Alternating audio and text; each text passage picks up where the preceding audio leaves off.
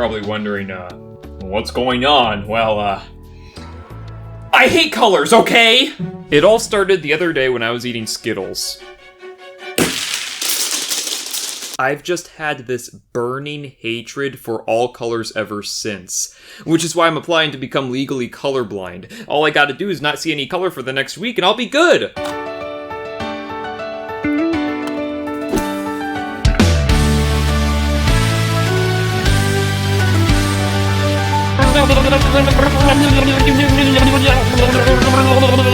So Sonic Unleashed happened. Ah yes, the game that revolutionized Sonic games as we know them today, and only being half successful at doing so. While Unleashed may have garnered quite the cult following nowadays, myself included, the general consensus at the time of its release was that this half was good, and the other half was not. It's like night and day. Thank you, I'll be here all night. If Sega could make a new Sonic game that only consisted of the daytime levels from Unleashed, then hey, they could have one hell of a good Sonic game on their grubby little hands. We were giving them a second chance to do right, to make a new Sonic game with the boost formula and a gimmick that works. And now you may be wondering, did they do just that? Yes! And no. Okay, I know you've read the title, probably already left a dislike, and are currently proofreading your angry comment about my mom, but hear me out. I don't hate this game. In fact, I like it, but I wouldn't consider it the best Sonic game of all time, like many others do. I mean, on paper, this game sounds great. The boost formula is back, gameplay has a higher emphasis over the stupid dumb Sonic story, and the gimmick of colors burns my retinas. This day couldn't get any worse. Oh, yes it could.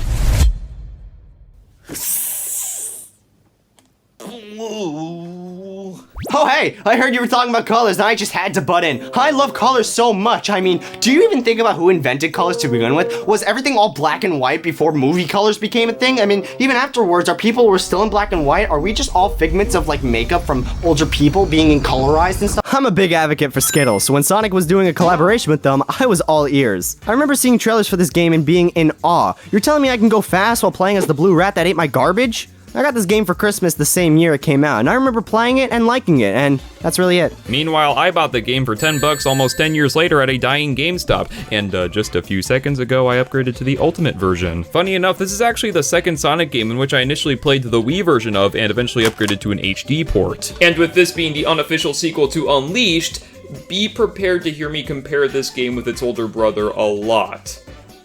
Like, a lot. I expect great things from you.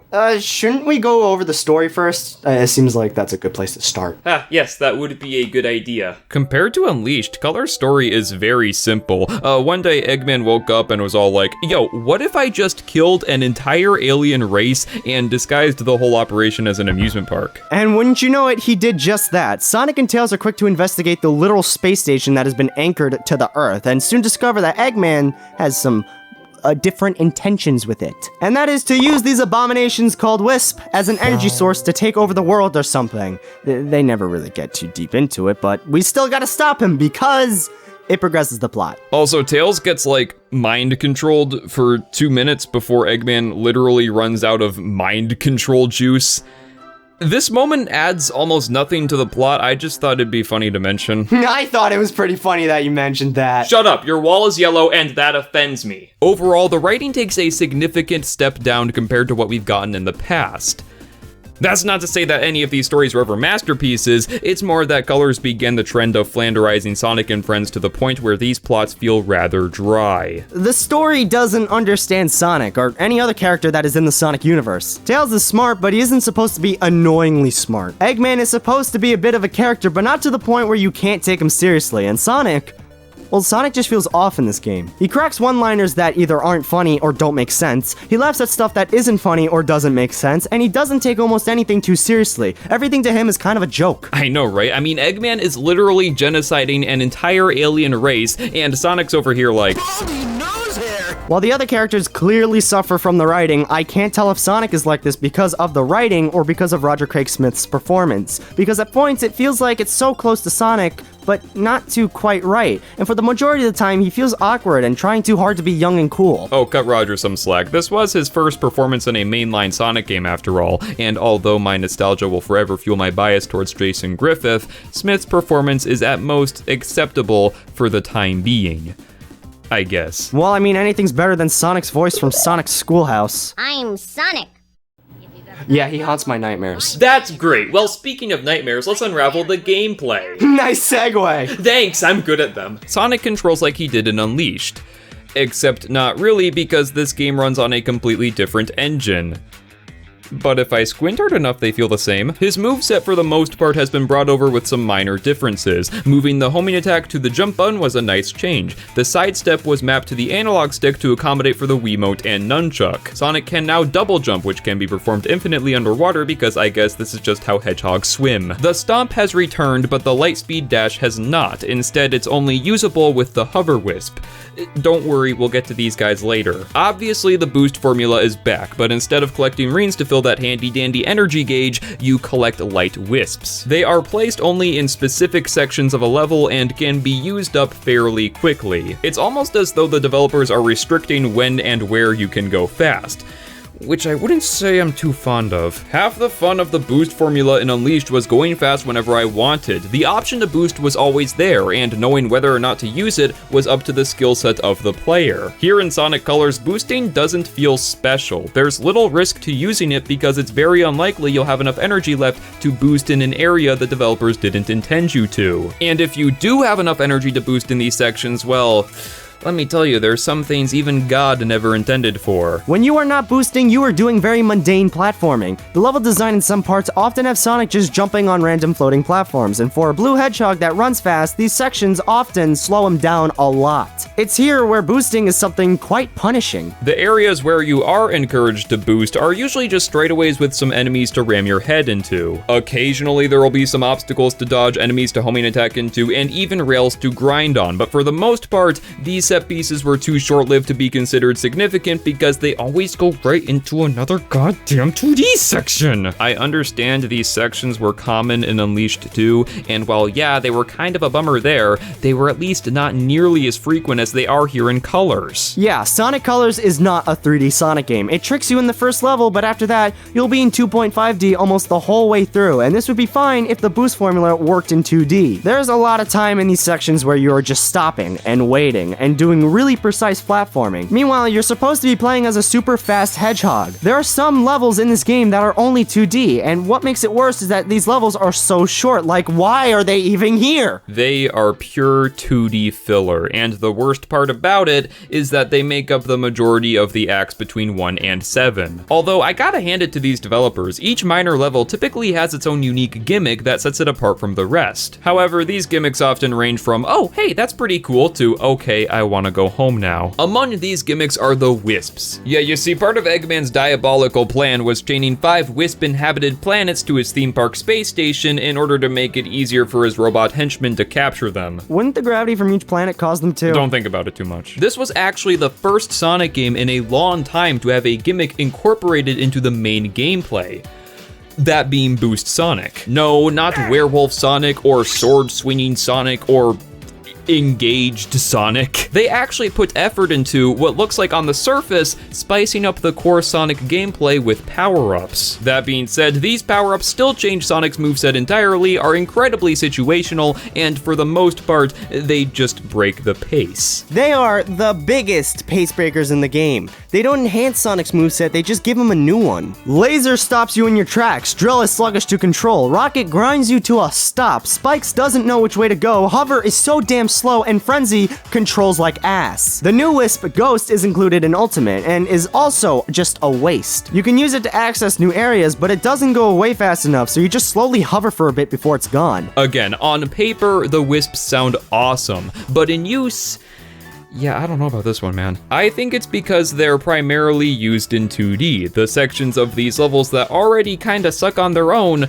are only made slower by the use of these situational power-ups. At least it adds a bit of gameplay variety, I guess. And I mean, it makes sense that they'd be used in these sections. Wisps like Drill and Spike wouldn't really work in 3D, and the few that do are janky as hell. But Fonder, surely you haven't forgotten about the most powerful gimmick in all the Sonic universe, right? You mean the Chaos Emeralds? I'm assuming you mean the completionist award you get for collecting every single red ring in each level, which then allows you to turn into Super Sonic whenever you want. No, Tom, I did not forget about it. I just didn't do it because I'm not a completionist, Tom, okay? But what if I told you? I had one right here. Where'd you get that? I don't really know. They just appear on my desk every now and then. And for some reason, it goes on income on my taxes, so I have to pay the taxes on them.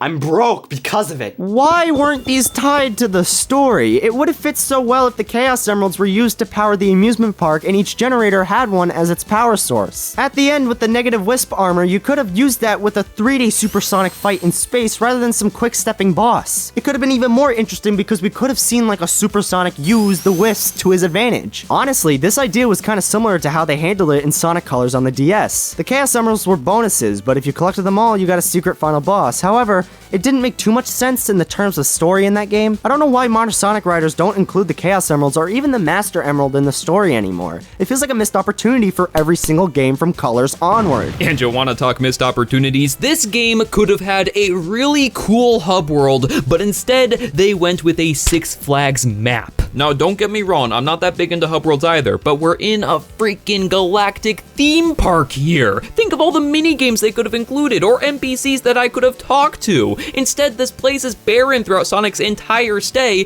which I guess is a good thing because this place kind of blows up in the end. But still, if I ever saw a giant amusement park just sitting there in the sky, I'd want to go visit. What's even more weird is that Sonic Colors on the DS, for some weird reason, has something like this. Between stages, you can talk to various members of the Sonic cast, including Shadow, Knuckles, Rouge, Silver, and Big the Cat! Damn, I think we're playing the wrong version here. That's really the only thing quite notable here from the DS version, though, besides the final boss. But if you want a quick review, it's Sonic Rush 3 with the Wisp. At the end of the day, I think it was the limitations of the Wii that crippled certain aspects of Sonic Colors. It's the reason we don't have a cool hub world. It's the reason the game doesn't look as good as Unleashed, and it's perhaps the reason we didn't get as many good 3D levels as we should have, which sucks because some of the levels we did get are actually really good. You see, the levels that aren't 2D filler are typically the first acts of each zone. They are generally the meat and potatoes of said zone, with it being the most fleshed out and developed of the 7 acts. And just in case I didn't mention this before,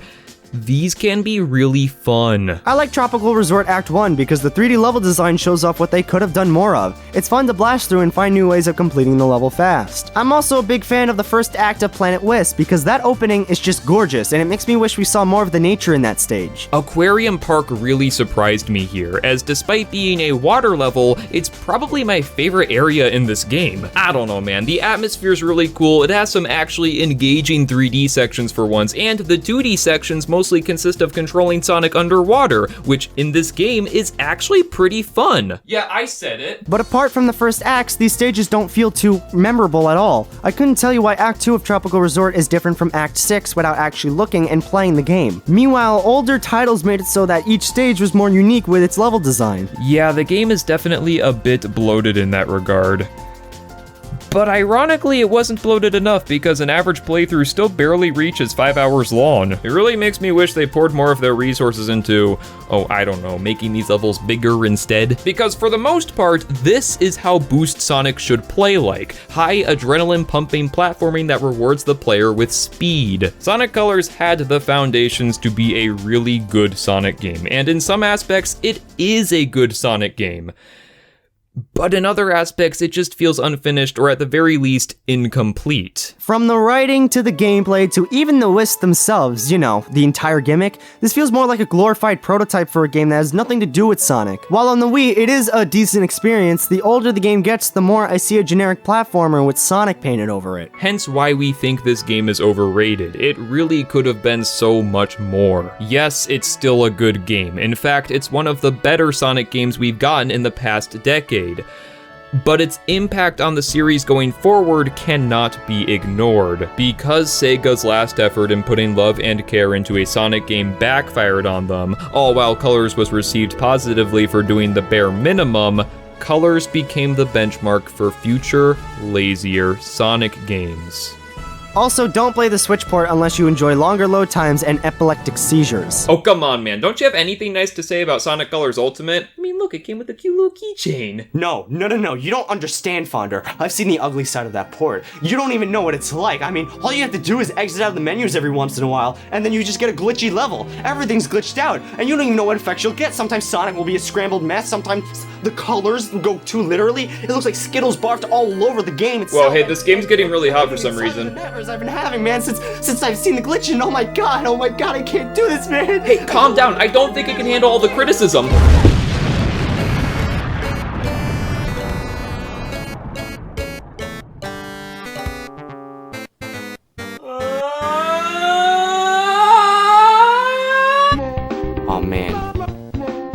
Oh man. Oh, that's like too many colors. Oh, they're all bright and stuff. I do not envy you. Right, Chris Pratt? He's a drawing, he can't speak. Alright.